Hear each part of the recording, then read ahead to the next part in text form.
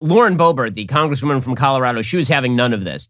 She got up on the floor of the House and she's like, okay, so let me get this straight. Paul Gosar got censured, not for any of the anti-Semitic hangings out or any of his prior bizarre statements, but for an anime meme.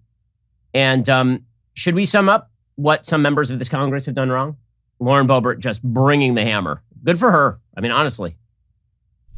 Since the Speaker has designated the floor to discuss members' inappropriate actions, shall we?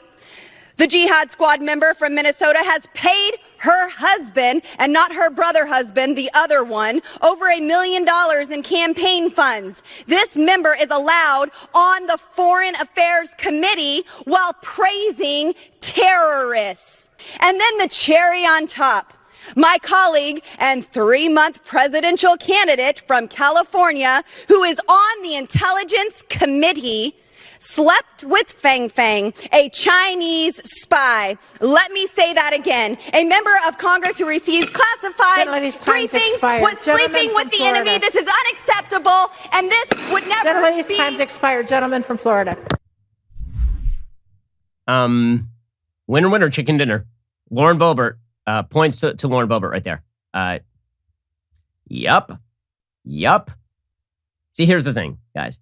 Either no one gets censured or everybody gets censured. That's the way that this has to work. Because here's the thing. She's correct. Congress is full of derelicts. Congress is full of people who not only say terrible things, but do terrible things. It is rather incredible that Eric Swalwell retains his committee assignments despite the fact that he was screwing a Chinese spy. That is kind of an amazing thing. Meanwhile, Ilhan Omar got very upset with Lauren Boebert for mentioning not her brother husband, the other one. And she tweeted, "Luckily, my dad raised me right. Otherwise, I might have gone to the floor to talk about this insurrectionist who sleeps with a pervert." What I like there is where she flatters herself that her dad raised her right. Otherwise, I might have said this thing that I'm saying right now in a tweet.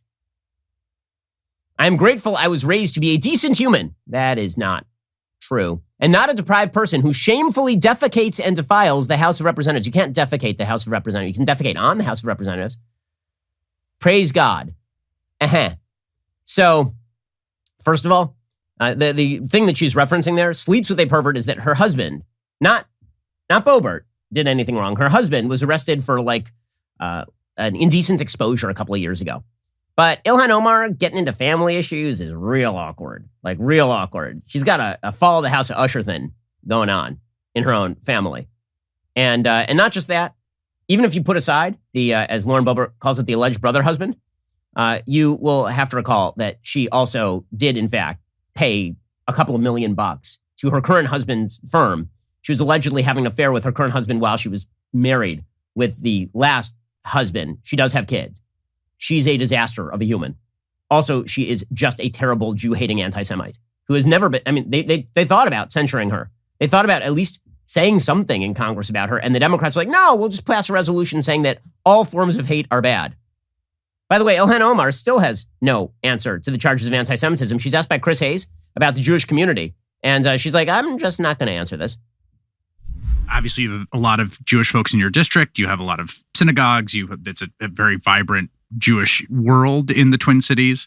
What those relationships are like, what those conversations have been like, because I do know people that have pretty progressive politics that I do think have been offended or have questioned your heart on these matters. And I know that's happened in your district. I'm curious what those conversations have been like. Yeah, I think communities are not monolithic. There's different ideologies people have. There's different perspectives in different places where people come from. And there are different relationships people have with me that sort of inform a positive reaction to anything I say or a negative reaction to anything that I say. I'm just going to sidestep that Jew-hating anti-Semitism right there. By the way, the Democratic Party still has Rashida Tlaib as a member in good standing. This is a person who hobnobs with pro-terror advocates openly.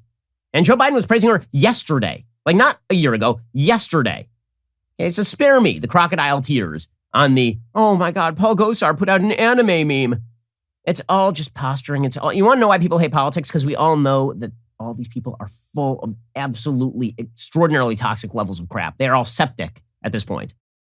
The battle for the culture is heating up. We here at the Daily Wire are making some big moves. So be sure to like, subscribe, ring that bell, because you're not going to want to miss a single moment.